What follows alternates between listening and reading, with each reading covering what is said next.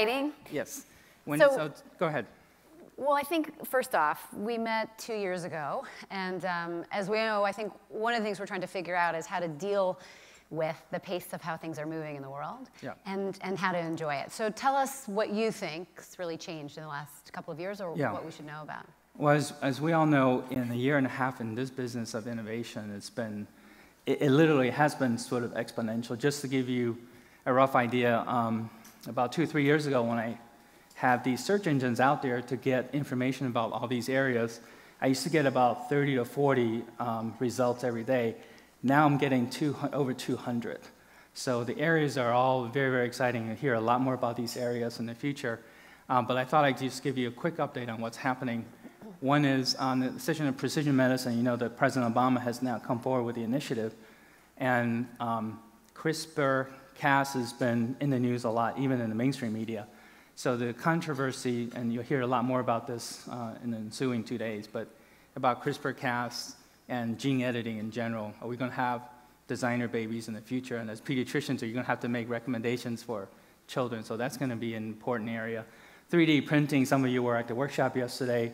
Absolutely fantastic for pediatric medicine because it now enables us to make parts, important body parts for children that never before had an opportunity to have replacement parts. And this is just an example of blood vessels that people are growing now for different types of surgeries. Nanomedicine is probably the hottest area right now in terms of resources and in terms of research. Huge implications for pediatric, particularly in the areas of cancer for nanomedicine, and you'll hear about that later today. Wearable sensors. We haven't even really hit the era of wearable technology and what we can do for our children in terms of chronic disease management. And drones. We were trying to get a drone in here, but we were nixed by the wonderful management of the Ritz Hotel. Since we have such a great relationship, we didn't want to taint that relationship. But we're going to land a drone right next to you, Wendy. But, Thank you. But absolutely huge potential, particularly in global health. We even have a global health session later this meeting. And then my personal favorite area is artificial intelligence, as you know. And deep learning has really taken hold in medicine and really creating a wonderful resource for particularly medical imaging and decision making.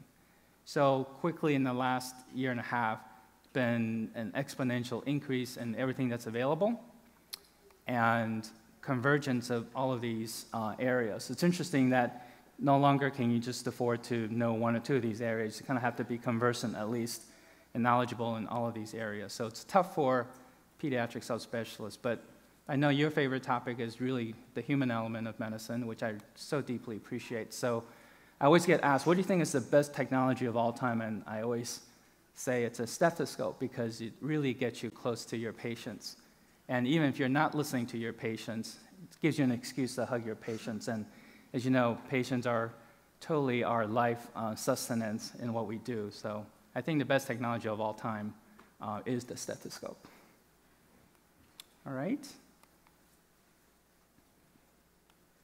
So Wendy, you want to tell us about, we'll go to Wendy Sue Swanson slides, please. Yeah, well, I mean, my background and interest is always in the communication space, so it's certainly about kind of harnessing the humanity and in some ways the spirituality of kind of the intimacy that will always continue to happen in innovation and in health. And, I think that I think there's a couple things that we can get from this meeting and that we can think about that ultimately our peers, if we're patients, when we're patients actually, when we're providing care, when we're innovating, but our peer and these crowds and the tribes of people that are coming together are really some of our superpowers.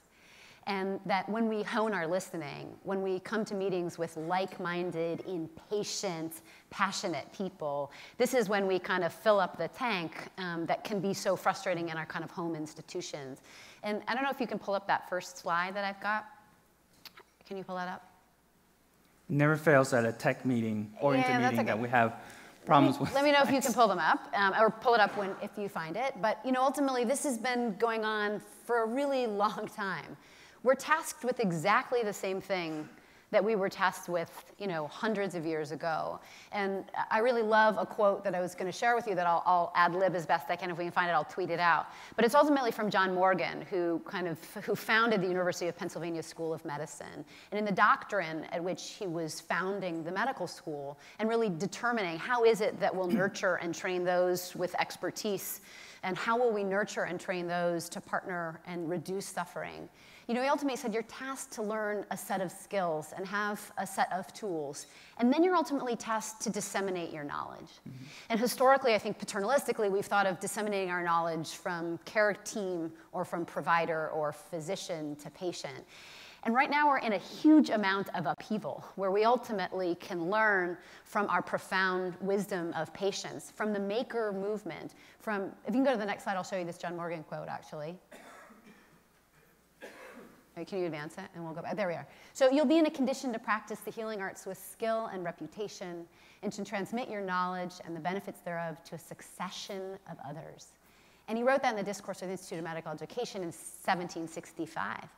But it's like earnestly exactly what we're doing today. So very much, of course, I think really remains the same. And if you bring up the next slide, I think one of the things that we all share is an earnest impatience that things can be better now. And we want and we nurture in some of this impatience, in organizations that are large and historically proud of the way they've done things. And in that ego and in that pride, right, it can actually be kind of macerating in ways. So, I was just thinking about, what are the words that guide us, and what are we thinking about together as we come through this meeting? And, there's been a profound shift in some ways. Instead of talking about nurturing children's intelligence for success, we're talking a lot, from Andrew Solomon's book to all sorts of parenting research, really about grit. And right now, I think we've got these 2 or 3 days together almost to kind of nurture our grit. That this is not so much about what you know, but it's earnestly about the tenacity and your tactics of continuing on a mission to ensure that this is not the same 5 years from now as it is today. And it's really hard to do that. And so my hope is that we walk away kind of spiritually fueled and understand that this tenaciousness, that our impatience is something to be nurtured in ourselves from our colleagues around the world, but also to nurture in those who we're training, those whom we're working with, and to kind of inspire a sense that you get up and you continue to make your silly PowerPoint decks that you need to sell these ideas so that things happen faster, so that the voice of patience in human-centered design is happening, so that solutions are co-designed, and so that your ideas are funded appropriately in the right time. And it's a really, I think, important time because there's so much dissatisfaction amongst physicians and clinicians. 93% of physicians are not particularly happy with their careers, and over 90% of physicians don't recommend medicine to our young colleagues. So we're in pediatrics. In JAM Internal Medicine, there's a study actually looking at just work-life balance and burnout, and pediatricians actually rate pretty highly. But I think those of us who are kind of hacking solutions in the outside feel like I would recommend anyone to go in medicine. I would never look back and not go to medical school. I mean, I feel so privileged. But I think part of that's been the opportunity to use different tools, even in social media. The second point there I just wanted to bring up, I had a meeting with the chief digital officer at Starbucks recently, and we had a conversation about how they revolutionized what they were doing. They do over 30% of their business on their handheld devices around the world. I mean, they've taken friction out of getting coffee. But there were 2 things that I learned from them in some ways. Number one, they brought a theologian in to help them kind of innovate what they were doing. And they realized it wasn't selling coffee, but it ultimately was kind of selling the start of a day.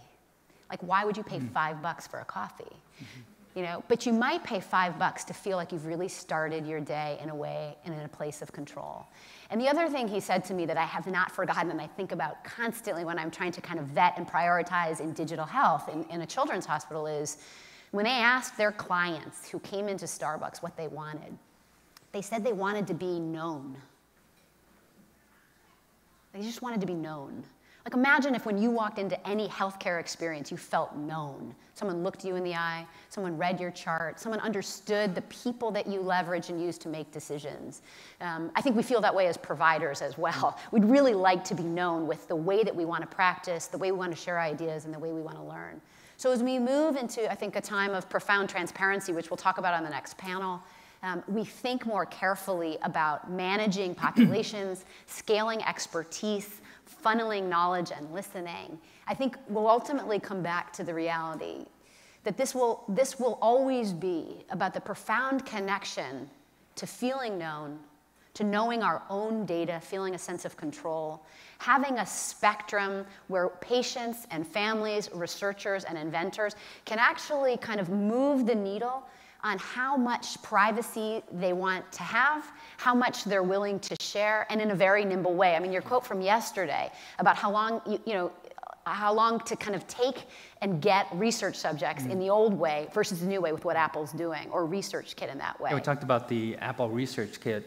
It took Apple 26 hours to get 10,000 patients enrolled in a cardiology study. And it took Stanford, before that, 10 years to get the same number.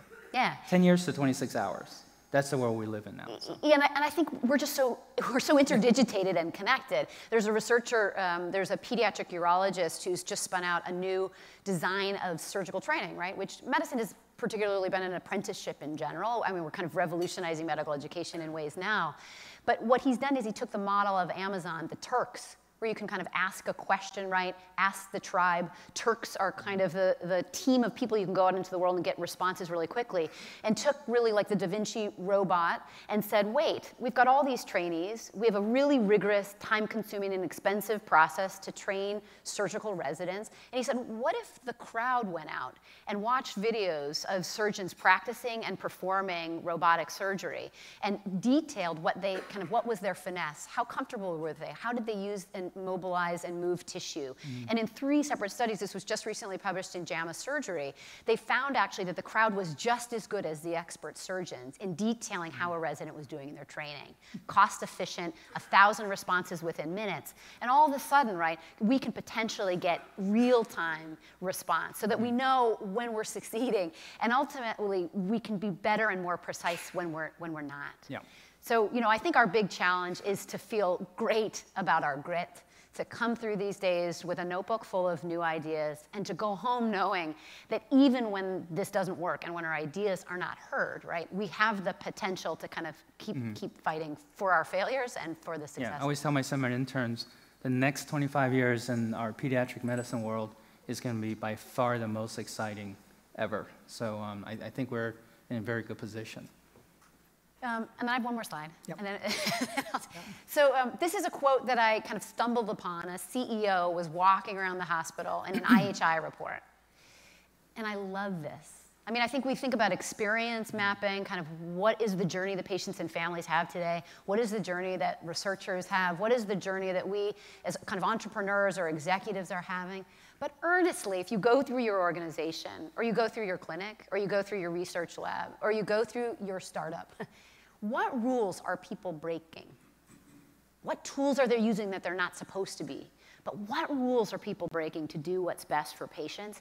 That's the perfect place to provide new solutions. Yeah. And I think if we can go through our lives as leaders, as thinkers, and those who are willing to kind of burden and take on risk, and we keep asking ourselves what rules are being broken to make it better? Where are people hacking their own solutions because we're failing them? This is when we'll mobilize and accelerate innovation in pediatrics. And that will involve really great listening, great risk-taking, and continuing to pound on the doors of our organization to earnestly fund the opportunity for failures. Thank you, Wendy, for your just wonderful insight on the front lines of pediatrics. So can we give her a round of applause, please? Thank you. Thank you. Thank you. Okay.